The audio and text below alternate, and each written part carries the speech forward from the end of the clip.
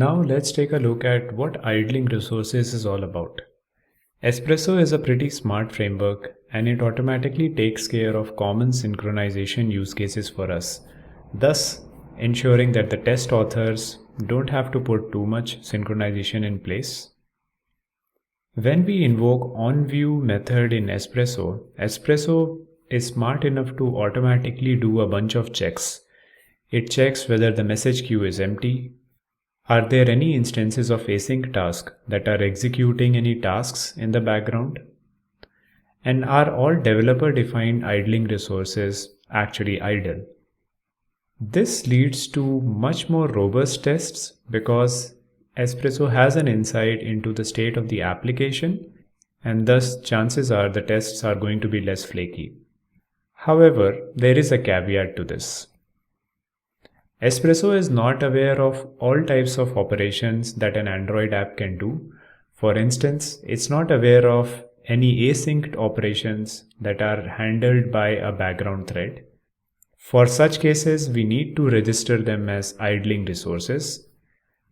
You may be wondering, do we really need idling resources? Can't we just do a simple thread.sleep or something like that? Well, you certainly can, but it's not a very good practice, and there are certain reasons for it. For instance, you might say that I can introduce a delay in my application with just thread.sleep. However, this is not a very good idea because you won't often know how much time your operations will take when it's run on slower devices or devices on slower network conditions. In such cases, this approach scales very poorly because the time taken by an operation can change dynamically, and this is a very common cause of flaky tests, so you should try to avoid it. The next thing is you might think I can just use some retry wrappers and keep on retrying in a loop until my async operations are completed. And while many frameworks take this approach, it's again not very deterministic and actually can vary due to network and other device conditions. There is also a solution using countdown latch, which can wait for some operations executing on one thread to be complete before it can actually proceed. The objects generally have a timeout associated. However, there is a maintenance overhead with managing this complexity in your code. In case you are really interested about the pros and cons, I would encourage you to read the Android Developer Guide, which has a lot more context. So when should you actually use idling resources? Well, at any point in your application where something happens and you have to validate that on the UI, then it is a good idea to register it as an idling resource. Some common use cases are you're loading something from the internet or you're loading some data from local DB. In case you are dealing with connections with databases or callbacks, or if you are managing any services using system or intent service, or you are doing bitmap transformations and using some complex business logic, all these are good use cases for us to implement idling resources. So I hope by now it gives you a good idea that idling resource is an important feature that Espresso gives that allows you to synchronize your code in all these conditions. Let's understand how to set it up. Espresso provides a bunch of utilities in the Espresso idling resource package, so make sure you add it in your apps build.gradle. Let's take a look at the simple application. We'll be using basic idling resource sample, wherein we have a text box, and once you tap on the button, we actually put this on a background thread, so it will take some time for this message to actually show up. And this is a very good example since this task is happening in the background, and this is something Espresso doesn't handle out of the box.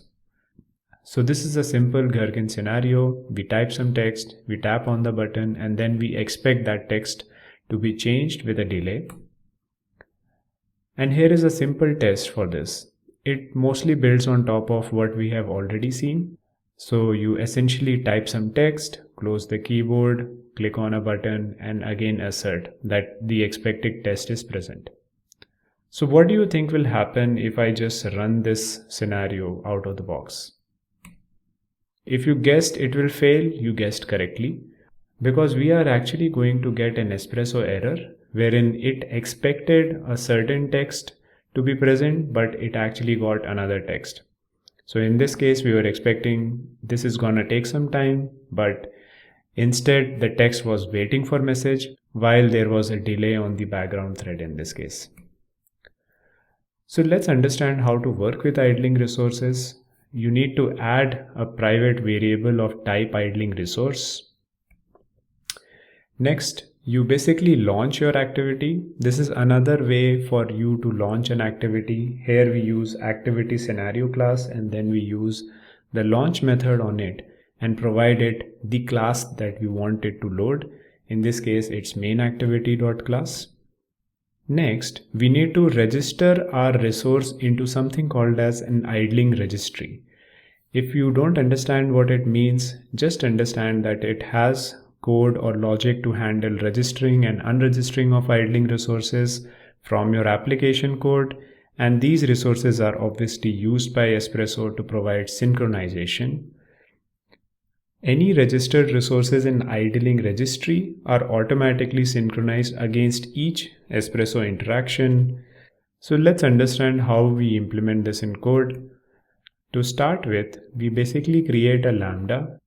In this case, we create an activity action and give it the type main activity. Let's call this as activity and then define the next steps. We then get the idling resource from the activity. In case you are wondering where the implementation of this is, it is actually present in the app source code and I'll show you in the example in just a while. Finally, once you get the idling resource, we get an instance of idling registry and then we register this idling resource into it using the register method. And the entire lambda is called within activity scenarios on activity lifecycle method. Wonderful. So now we want to make sure that this registration happens before the test executes. So we put it into an add before method. Also, we need to make sure that the idling resource is visible for testing. So we annotate it in the app source code. Here I have a simple method called as getIdlingResource, which checks if the idling resource is null, and if it is, then it returns an instance of simple idling resource. I'll show you this basic class when we go through the code example. Finally, after the test executes, we need to unregister the idling resource from the idling registry. So we check for whether the instance is not null, and if it is not, then we call the unregister method and annotate it with @after. While the add before and add after definitely works, it's also possible to implement a JUnit rule, and I would leave that as an exercise to you. I'll have a link for you in the references that you can see to implement this for yourself. Now, the implementation that I talked about is just a basic implementation. There are other types of idling resource implementations. For example, counting idling resource, URI idling resource, idling thread pool executor, scheduled thread pool executor. There are multiple community developed idling resource implementations like RX idler from Square for RX Java and much more.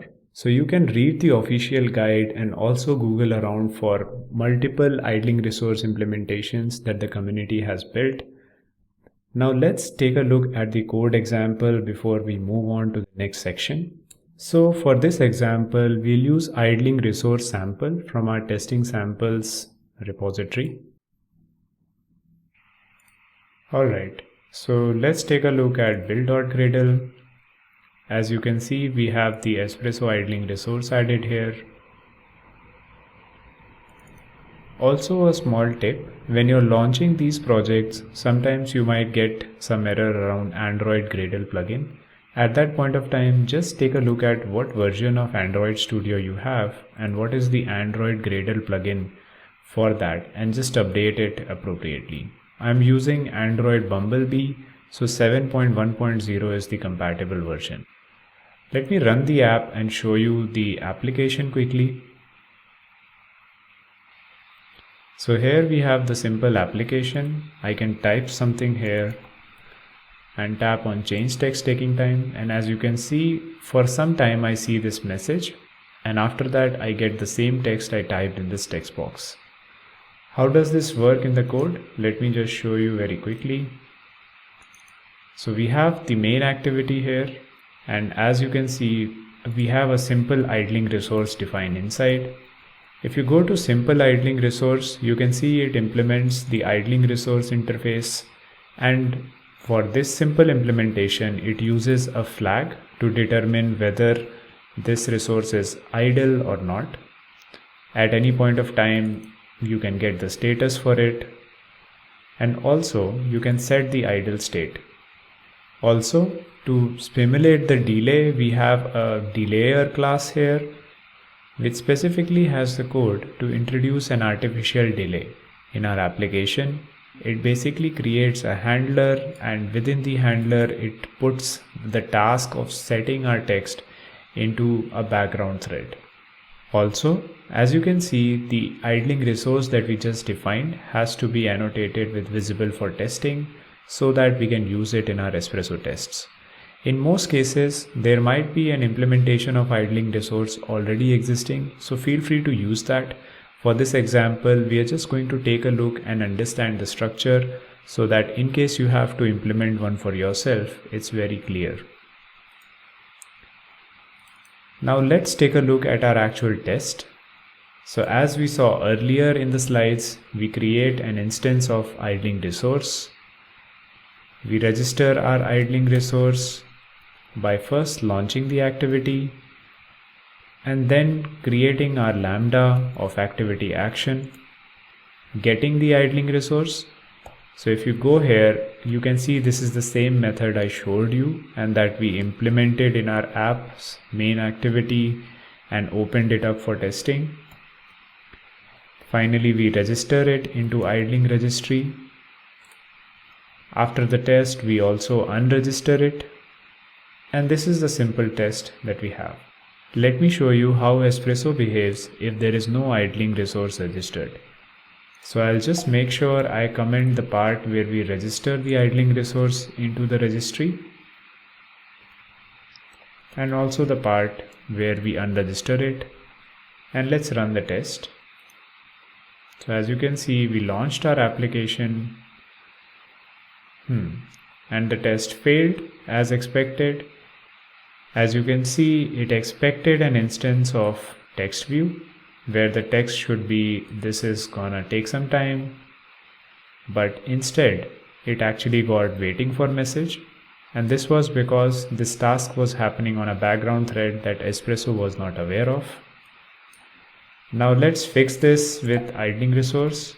So we'll add our idling resource again into the activity and also uncomment the tear down part.